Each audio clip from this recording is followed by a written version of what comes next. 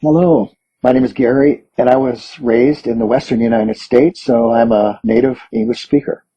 I hope that you will enjoy this YouTube channel. Thank you for joining us. The 38 Letters from J D Rockefeller to His Son by J D Rockefeller, 1839 to 1937. The 24th letter. You will only win if you are not to be outdone. July 19, 1897. Dear John, it is wonderful to be immersed in warm, sincere affection. Today the students at the University of Chicago gave me a taste of this wonderful feeling. Think of it as a reward for my creation of this institution, but it made me extremely happy. Honestly, before deciding to invest in this university, I never expected to be treated like a saint there. My original intention was just to do something to pass on the best of our culture to the younger generation, to build a better future and shape our youth. Now it seems like my goal has been achieved, and this is the smartest investment of my life. The young people at the University of Chicago are very lovely. They are full of bright visions for the future, and they are all motivated to achieve their careers. A few of them ran to me and said that I was their role model and sincerely wished that I could give them some advice. I accepted to their request and my advice to future Rockefellers. Success is not measured by a person's height, weight, education, or family background, but by the size of his mind. The size of our thoughts determines the size of our achievements. The most important of these is that we should value ourselves and overcome the greatest human weakness of low self-esteem and never sell ourselves cheaply. You are greater than you think, so expand your mind and never look down on yourself.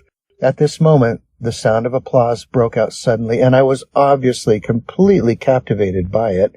I was so excited that I didn't care about my tongue. I continued, for thousands of years, many philosophers have advised us to know ourselves. However, most people understand it to be simply realizing the negative side of themselves. Most self-assessments include too many shortcomings and incompetence. It's good to recognize your own shortcomings and use them to improve.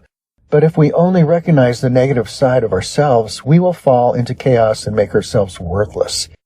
For those who long for others to respect themselves, the reality is cruel because others think of him the same as he thinks of himself. We are all treated the way we think of ourselves. Those who think they are inferior to others, no matter what their actual abilities are, will definitely be inferior to others because the mind itself can regulate and control all kinds of actions. If a person feels inferior to others, he will show various actions that are truly inferior to others. And this feeling cannot be hidden or concealed. Those who think they are not important really become not important people. On the other hand, those who believe that they are capable of taking on great responsibilities will indeed become a very important person. Therefore, if you want to be important, you must first admit that you truly matter, and if you truly feel that way, others will follow suit. No one can escape the principle that how you think determines how you act. And how you act will determine what others think of you. Your own success plan, gaining the respect of others, is actually quite simple. To be respected by others, you must first feel that you are truly worthy of respect. And the more you respect yourself, the more others will respect you. Please think about it. Do you respect those who wander the ruined streets? Of course not. Why? Because those rogues don't value themselves at all. They will only let their inferiority complex corrode their hearts and degenerate themselves. A person's self-awareness is the core of his personality. What kind of person do you think you are? What kind of person will you really become?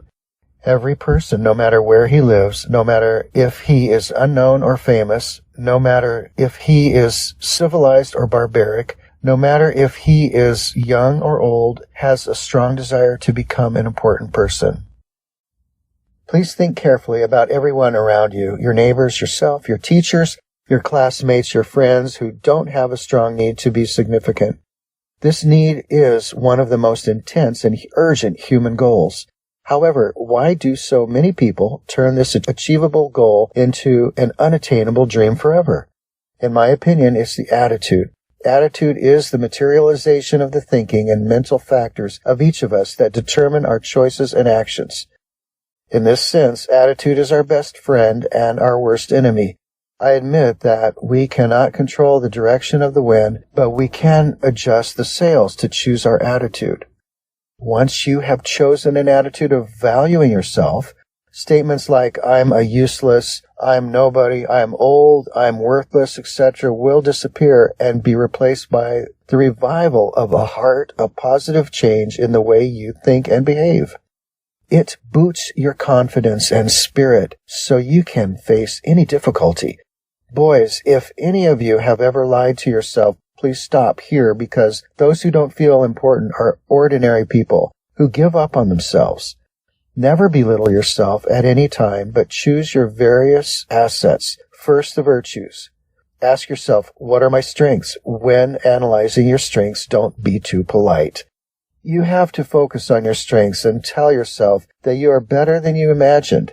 You must have the foresight to see the future developments, not just look at the current situation and have lofty expectations for yourself. Always keep in mind the question, do important people do this? This will gradually make you more successful. Boys, the road to success is paved with gold, but the road is only a one-way street. At this moment, we need an optimistic attitude. Optimism is often called hope by philosophers. The so-called optimism is a belief, believing that life will eventually be more joyful and less painful, and that even if things do not go as expected, good things will eventually come.